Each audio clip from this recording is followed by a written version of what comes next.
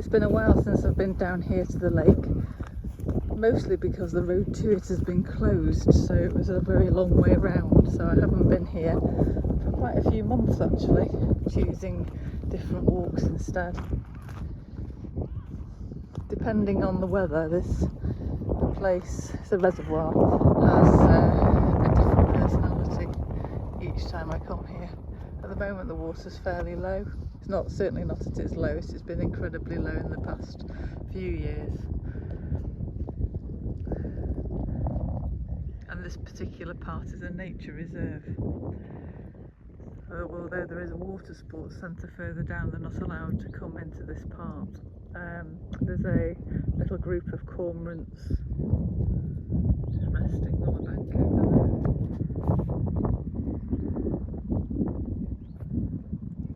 And the bird hide is about in the middle of my screen now.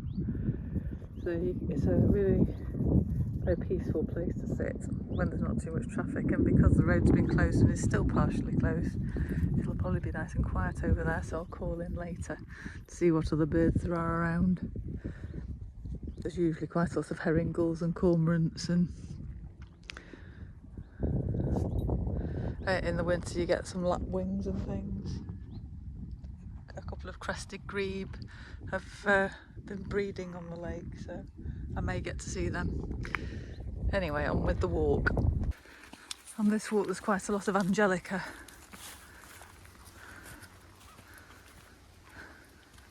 Growing very tall, lots of little insects on it. These umbellifers are so valuable to the insects.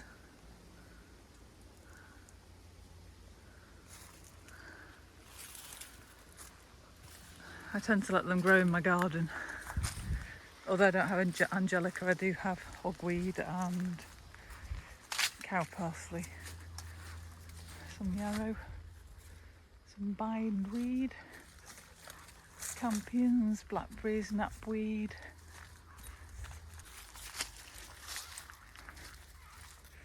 Lots of butterflies around again, which is great to see actually, because at the beginning of the year, because it was so wet, there were very few butterflies and pollinators around. A lovely peacock butterfly there.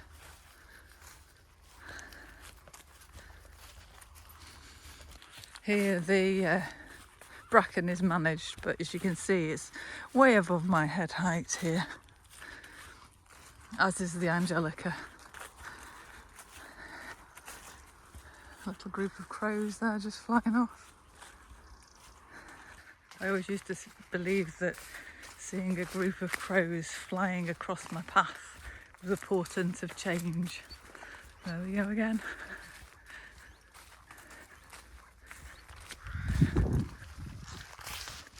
Quite a little gathering, jackdaws mostly over there actually.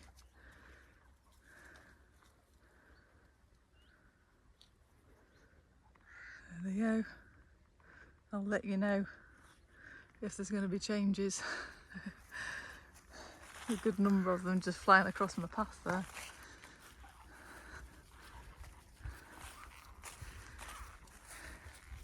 I've always been very interested in the symbolism and didactic lessons that wildlife can offer us, or has offered us in the past, in things like the Aberdeen bestiaries and the medieval manuscripts, where they used animals to speak of things that they wanted the population to adhere to. So they'd use animals as the sort of the medium to talk to the population about things like crows being good parents and keeping the nests clean, but also the meanings that we've placed on wildlife and plants throughout our history, and the sort of symbiotic relationship we've always had with them.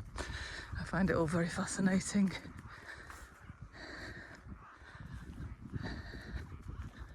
And it's one of those things if you believe it to be true, then it tends to show up in your life quite a lot. If you don't believe it, then it's just a group of crows flying across your path. But if you involve yourself in these ideas, then you tend to find that they come up more and more. There's a little bit of sign of turning colour in the leaves here in these willow trees, and again in the bracken here. There's a little bit of yellowing now.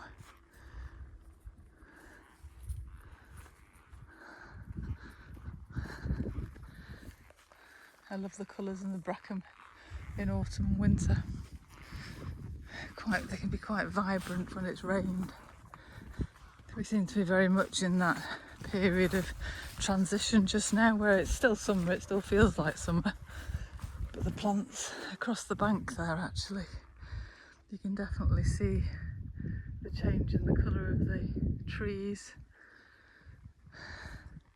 There's a sort of softening and a mellowing and everything, becoming more removed of its greenness, really. Not necessarily not green anymore, but it's like a duller green. Some potentilla.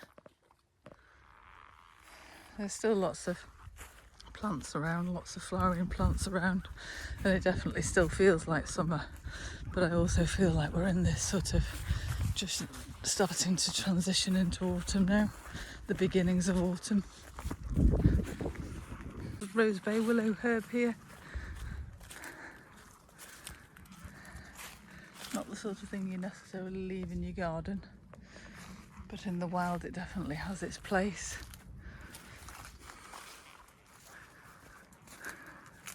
A few white butterflies, a wonderful beard lichen on the willow. No, it's not a willow tree, that's a blackthorn tree, sorry.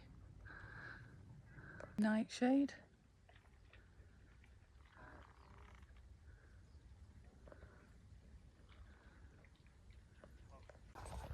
Just coming up to the dam now. Lots of swallows around. And I've seen a wren, a few sparrows, a few herring gulls. You see the water sports centre over there in the distance. I usually just walk to the dam and then walk back again. So I'm now walking on the dam.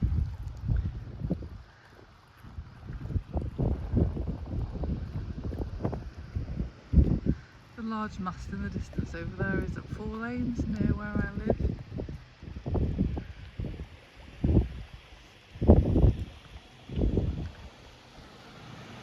And over here is the water treatment works. Lovely rowan tree with lots of berries, a few rowan trees with lots of berries. And the dam. No water flowing over it at the moment. It gives me an intense sense of vertigo when I look down over there. And off we go back again.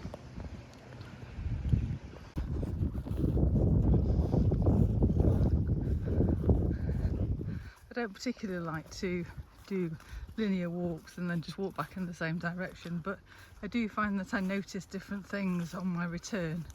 I prefer to do circular walks, but things look differently from going in the opposite direction. And I just noticed the size of these angelica, huge. They seem to be towering above me in this direction. Again, lots of pollinators, little insects on them. Some honeybees.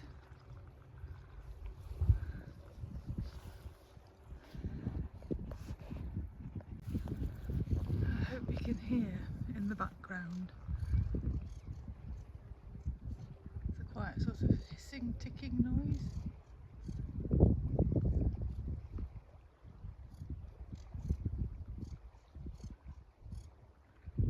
According to my bird app, that's sedge warblers.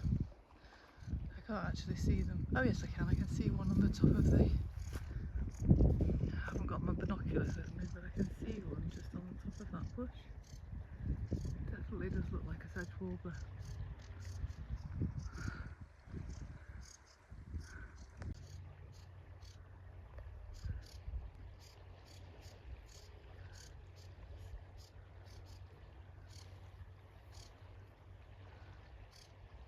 There's at least two of them, probably more. Hopefully you can see them.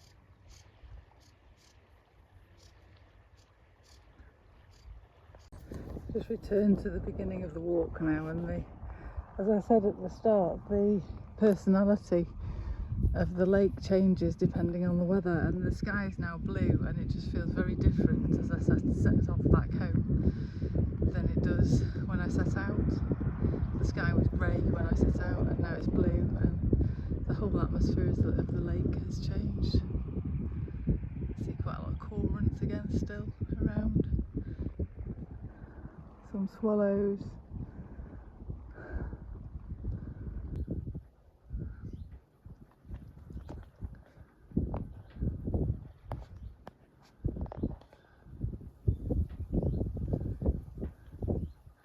Just called into the hides. Unfortunately, I don't have my binoculars with me. I don't know why I forgot them, but I did. The road behind the hide is actually quite busy, but because it's partially closed at the moment, it's really quite tranquil here. You can probably see that there is a variety of birds here.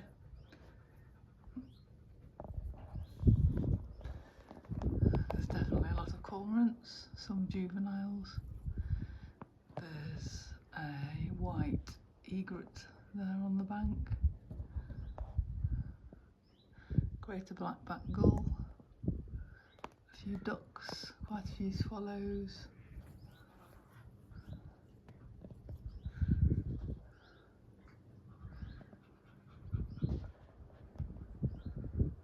Possibly a curlew over the other side.